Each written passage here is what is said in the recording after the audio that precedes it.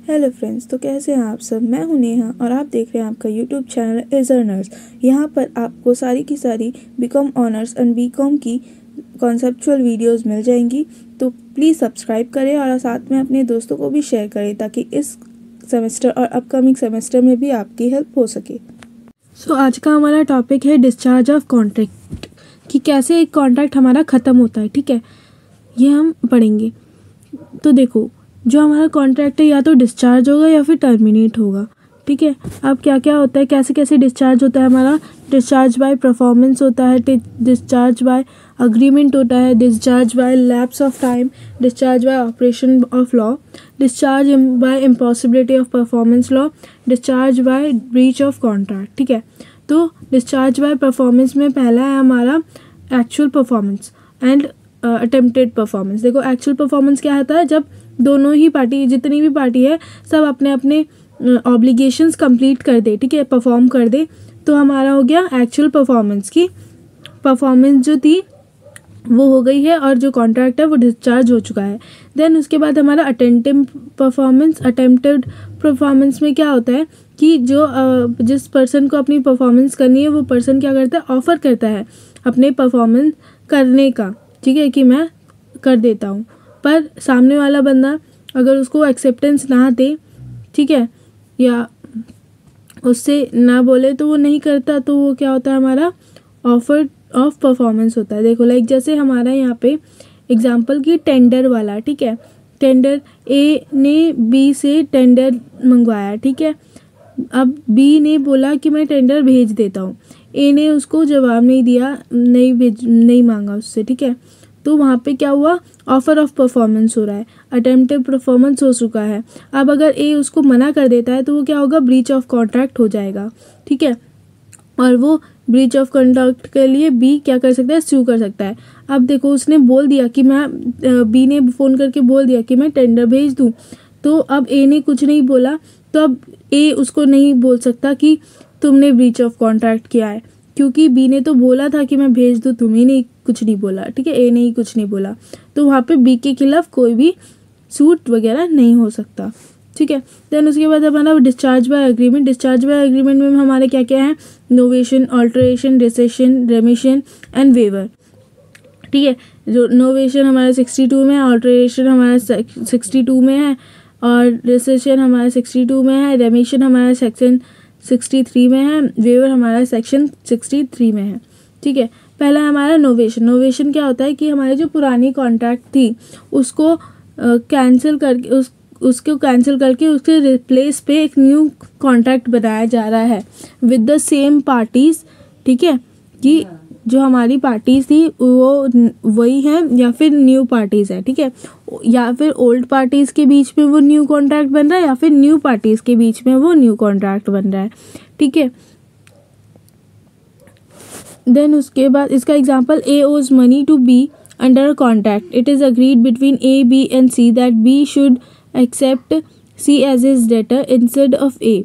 क्या था, ए, बी और सी हमारे उनके बीच का कॉन्ट्रैक्ट था, उसमें सी जो था डेटर था, ए डेटर था, और अब क्या बोला है उसने कि तुम सी को अपना डेटर बना लो।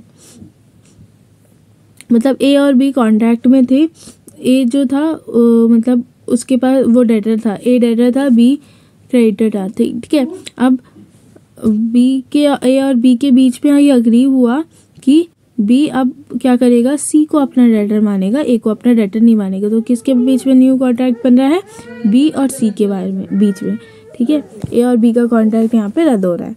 देन उसके बाद हमारा ऑल्टरेशन। ऑल्टरेशन क्या होता है कि हमारी जो कॉन्ट्रैक्ट थी, पुरानी कॉन्ट्रैक्ट थी, उसके टर्म्स में कुछ चेंजेस आना। ठीक है, सेम पार्टीज आ रही है बट उसके टर्म्स में कुछ चेंजेस आ रहे हैं।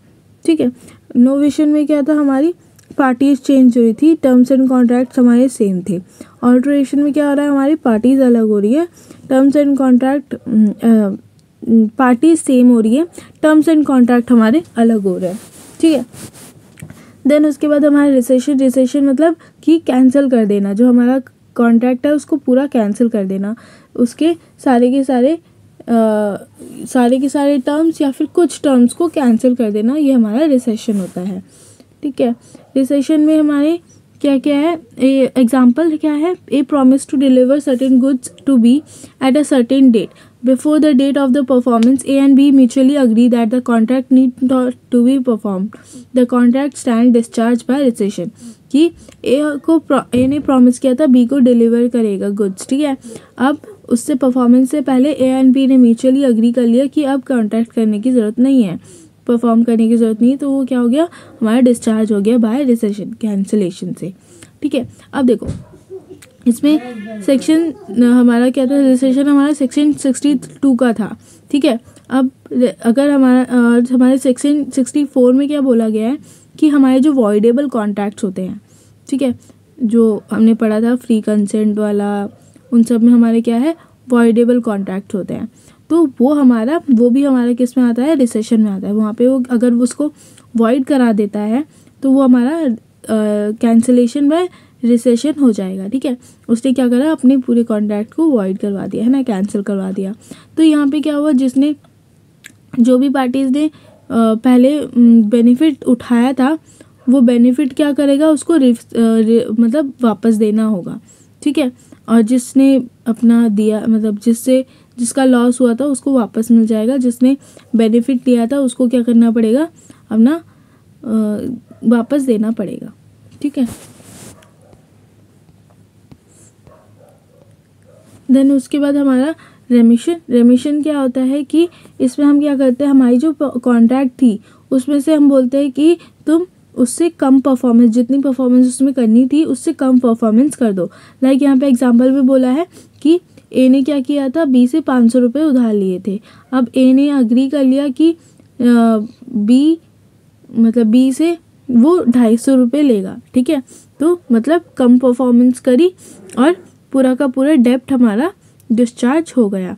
क्या होता है, ये एक्सेप्टेंस होता है, ठीक है।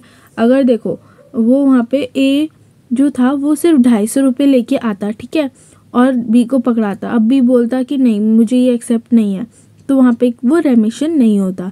उसने एक्सेप्ट कर लिया कि चलो हाँ ठीक है 250 रुपये, और कुछ नहीं बोला, तो वो क्या हो गया, रेमिशन हो गया, पूरा कॉन्ट्रैक्ट हमारा वहाँ पे ख़त्म हो गया और 250 रुपये में ख़त्म हो गया, ठीक है। देन उसके बाद हमारा waiver means giving up foregoing certain rights when a party agrees to give up its rights the contracted discharge। क्या किया उसने, अपने राइट्स को गिव अवे कर दिया। लाइक जैसे पार्टनरशिप फर्म होती है, पार्टनरशिप फर्म में क्या होता है, पार्टनर्स हमारे होते हैं। अब कोई एक बंदा क्या हो गया, वहाँ से रिटायर हो रहा है, ठीक है, या उसने मना कर दिया कि मैं अब पार्टनरशिप कंटिन्यू नहीं करूँगा, मैंने अपनी वापस ले लिया है, ठीक है। तो वहाँ पे क्या कर रहा है, अपनी राइट्स को फोरगॉन कर रहा है वो, ठीक है। तो वहाँ पे वो क्या हो गया, हमारा कॉन्ट्रैक्ट डिस्चार्ज हो गया, ठीक है। Like example, A promises to paint a picture of B afterwards forbids him to do so, A is no longer bound to perform the promise. कि ए को क्या करना था, बी का पिक्चर ड्रॉ करना था। अब बी ने क्या बोला कि तुम्हें अब ये ड्रॉ करने की ज़रूरत नहीं है, तो ये क्या हो गया, वेवर हो गया।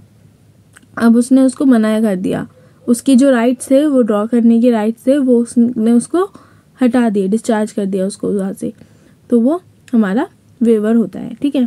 देन उसके बाद हमारा discharge bye lapse of time, कि कोई भी हमारा कॉन्ट्रैक्ट बनाता है, हर किसी कॉन्ट्रैक्ट का एक फिक्स्ड टाइम और रीजनेबल टाइम होता है, ठीक है, पीरियड।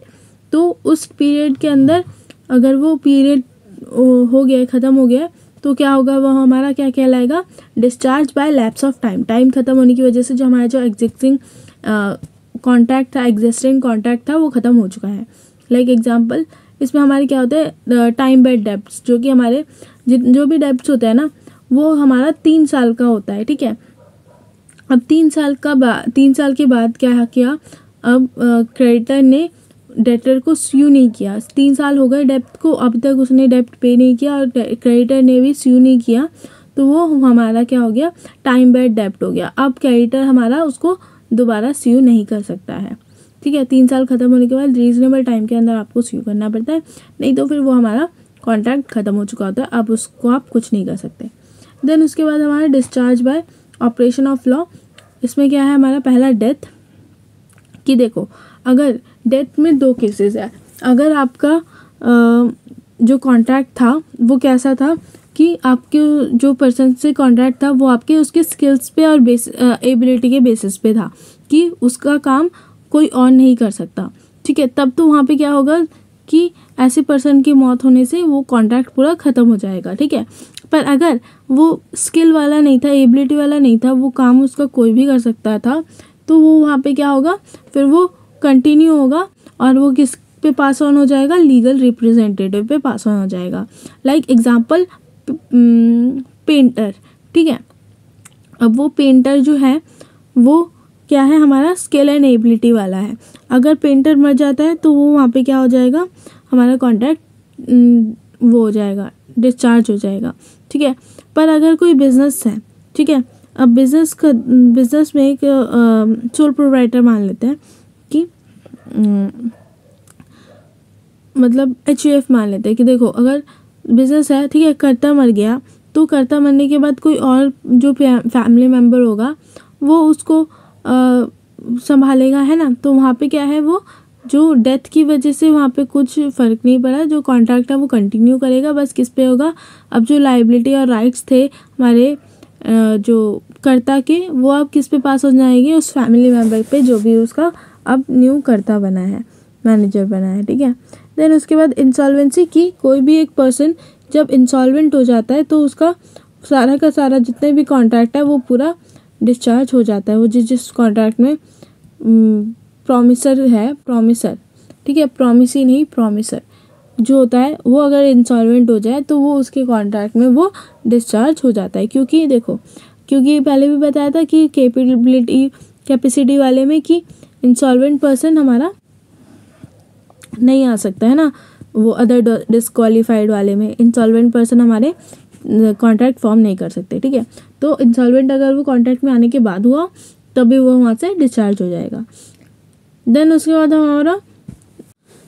बाद हमारा अनऑथराइज्ड मटेरियल ऑल्टरेशन। इसमें क्या है कि जो हमारे ऑल्टरेशन था, ठीक है, वही चीज़ हो रही है, पर क्या हो रही है, दूसरे पार्टनर्स का कंसेंट नहीं है, ठीक है। तो जिन पार्टनर्स का कंसेंट यहाँ पे नहीं है वो पार्टीज़ क्या हो जाएंगी, वो वहाँ से डिस्चार्ज हो जाएगी, ठीक है। अब ये ऑल्टरेशन किस में आ रहा है, हमारे मटेरियल फैक्ट में आ रहा है, ठीक है। मटेरियल फैक्ट में ऑल्टरेशन आ रहा है तो वो हमारा क्या होगा, हमारी जो कॉन्ट्रैक्ट की पार्टीज़ है जिसने कंसेंट नहीं दिया इस ऑल्टरेशन के लिए, वो वहाँ से डिस्चार्ज हो जाती है, ठीक है।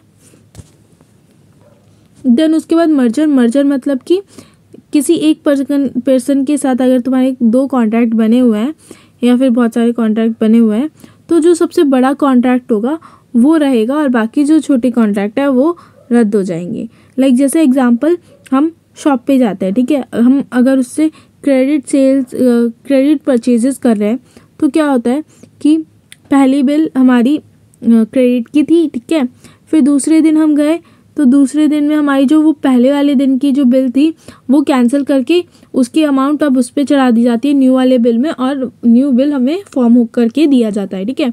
तो मतलब क्या हुआ कि हमारा जो पुराना वाला कॉन्ट्रैक्ट था उसको रद्द कर दिया, अब जो न्यू वाला कॉन्ट्रैक्ट है, दोनों ही कॉन्ट्रैक्ट अब सुपीरियर कॉन्ट्रैक्ट जो है वो अब एग्जिस्टेंस में आ गए। इसमें हमारा एग्जांपल है क्या, when a part time lecturer is made full time lecturer, merger discharges the contract of part time lectureship. कि जो एक लेक्चरर था वो पहले पार्ट टाइम लेक्चरर था, अब उसी स्कूल में वो क्या हो गया, फुल टाइम लेक्चरर हो गया। तो अब जो उसकी पहले वाली पार्ट टाइम वाली थी छोटी थी, फुल टाइम वाली अब बड़ी है कॉन्ट्रैक्ट, तो छोटी वाली कॉन्ट्रैक्ट को अब डिस्चार्ज कर दिया जाएगा और क्या करा गया कि न्यू वाला कॉन्ट्रैक्ट अब चालू रहेगा, फुल टाइम वाला, ठीक है। देन उसके बाद हमारा discharge bye impossibility of performance, कि कोई भी परफॉर्मेंस जब इम्पॉसिबल हो जाता है तो वो डिस्चार्ज हो जाता है। क्यों, क्योंकि हमने पढ़ा है कि जो हमारा कॉन्ट्रैक्ट वैलिड होने के लिए क्या होता है कि वो हमेशा पॉसिबल और सर्टेन इवेंट्स होनी चाहिए, उसमें परफॉर्मेंस हमारी पॉसिबल और सर्टेन होनी चाहिए। तो जब वो इम्पॉसिबल हो जाए तो वो हमारा वॉइड बन जाता है, और वो इम्पॉसिबल कैसा होना चाहिए, फिजिकली और लीगली इम्पॉसिबल होना चाहिए, ठीक है। देन उसके बाद हमारा सुपरवीनिंग इम्पॉसिबिलिटी वही चीज़ है, ठीक है। तो अब कैसे कैसे हमारा जो इवेंट है वो इम्पॉसिबल होता है, कैसे? पहला हमारा डिस्ट्रक्शन ऑफ सब्जेक्ट मैटर, जो उसका सब्जेक्ट मैटर था वो अब ख़राब हो चुका है। लाइक जैसे यहाँ पे एग्जांपल में दिया है कि एक म्यूज़िक हॉल था, ठीक है, जिसमें कॉन्सर्ट होने थे कुछ दिनों के लिए, ठीक है। अब क्या हो गया, वो म्यूज़िक हॉल क्या हो गया, जल के खाक हो गया। तो अब वो म्यूज़िक हॉल में कॉन्सर्ट नहीं हो सकते, तो क्या हो गया, वो हमारा इम्पॉसिबल हो गया। अब उस कॉन्सर्ट में, उस म्यूज़िक हॉल में कॉन्सर्ट करना हमारा इम्पॉसिबल हो गया, तो हमारा क्या होगा, हमारा डिस्चार्ज हो गया है, ठीक है। देन उसके बाद हमारा फेलियर ऑफ अल्टीमेट पर्पस, कि जो हमारा उस कॉन्ट्रैक्ट बनाने के ऊपर जो हमारा पर्पस था वो अब फेल हो चुका है, ठीक है। लाइक एग्जाम्पल अभी जो कोविड आया था, ठीक है, उस टाइम पे हमारी कोई एक पार्टी, ठीक है, पार्टी ए एंड बी आती है, ठीक है। वो क्या करती है कि पार्टी ए हमारा चाइना का है और पार्टी बी हमारी इंडिया की है, ठीक है। अब उन दोनों ने क्या किया कि एक कॉन्ट्रैक्ट बनाया, नहीं फिर तो ये एलियन कंपनी का एलियन एंटिटी का हो जाएगा, ठीक है।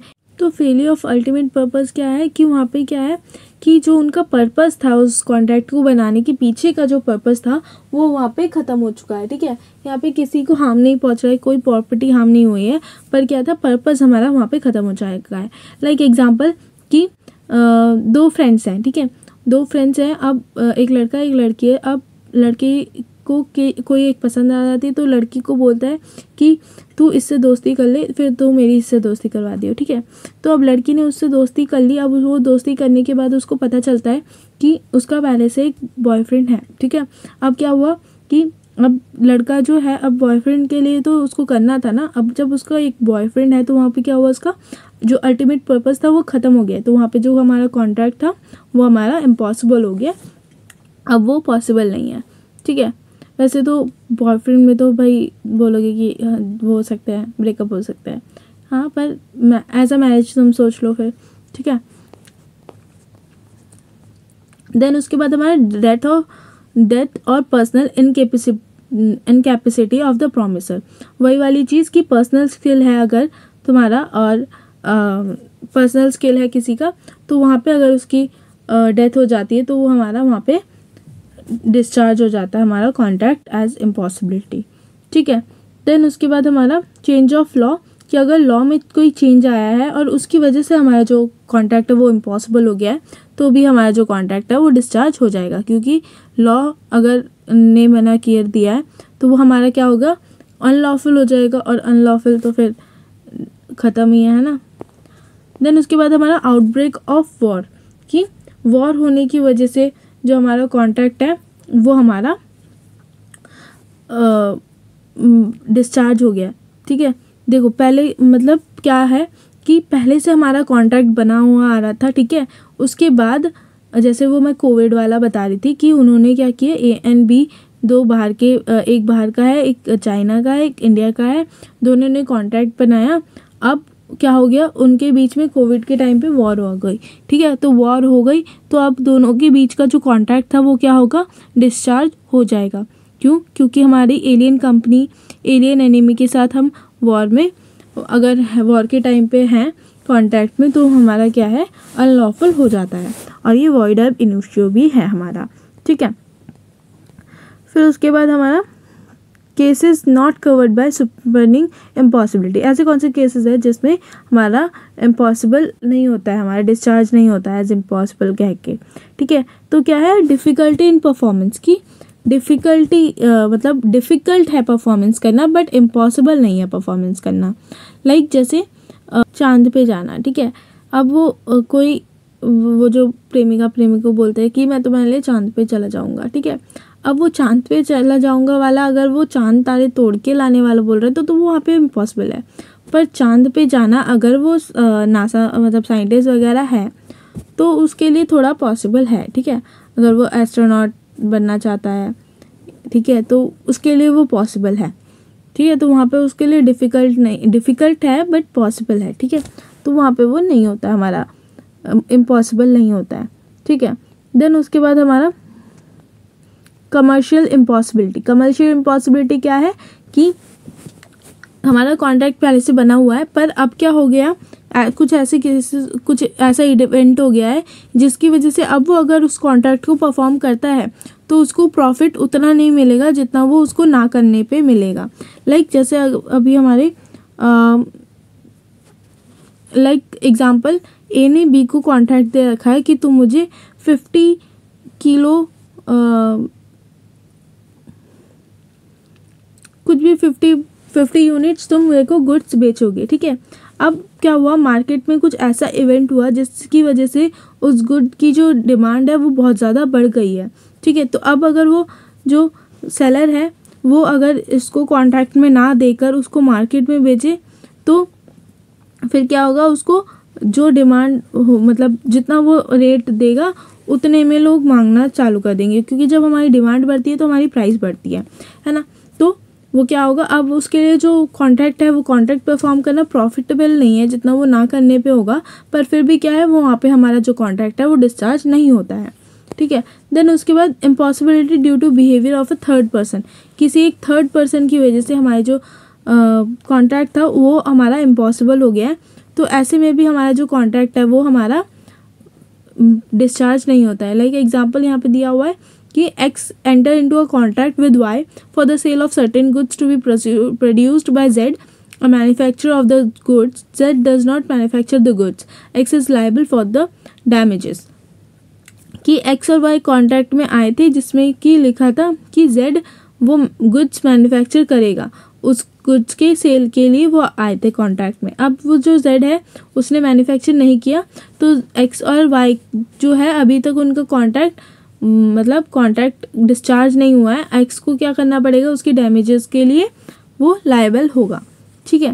देन उसके बाद strikes, lockouts and civil disturbance, ये हमारा क्या होता है, ये भी हमारा कॉन्ट्रैक्ट इम्पॉसिबल नहीं होता है। जैसे पहले से हमने कैब बुक कर रखी थी, शेड्यूल टाइम होता है ना, कैब बुक करने पे भी शेड्यूल टाइम होता है, ठीक है। अब उस टाइम पे क्या हुआ कि शेड्यूल टाइम पे हमने बुक कर रखी थी, अब जब वो टाइम आया उसका परफॉर्मेंस का, अब उस टाइम पे पता चल रहा है कि स्ट्राइक्स चल रहे हैं, ठीक है, कैब वालों के स्ट्राइक्स चल रहे हैं, तब भी उसको क्या करना पड़ेगा, तब भी उसको आना पड़ेगा। तब वो मना नहीं कर सकता कि भाई मैं तो स्ट्राइक पे हूँ, मैं नहीं आऊँगा।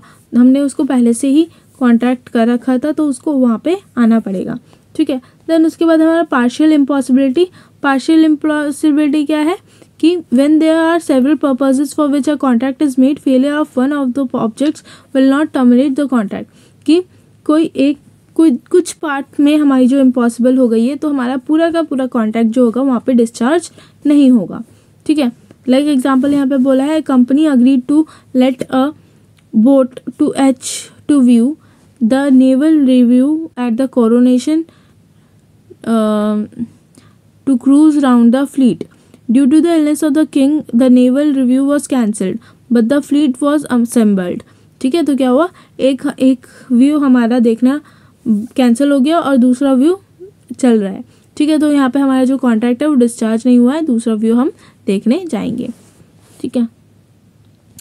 Effects of severing impossibility, the contract becomes void in case of its performance subsequently impossible parties, ये तो पढ़ लिया, ठीक है, क्या होता है हमारा। देन उसके बाद हमारा ब्रीच ऑफ कॉन्ट्रैक्ट, ये नेक्स्ट वीडियो में करते हैं, ठीक है। और तुम लोगों को अगर ये PDF चाहिए तो नीचे टेलीग्राम लिंक है, वो ज्वाइन कर लो।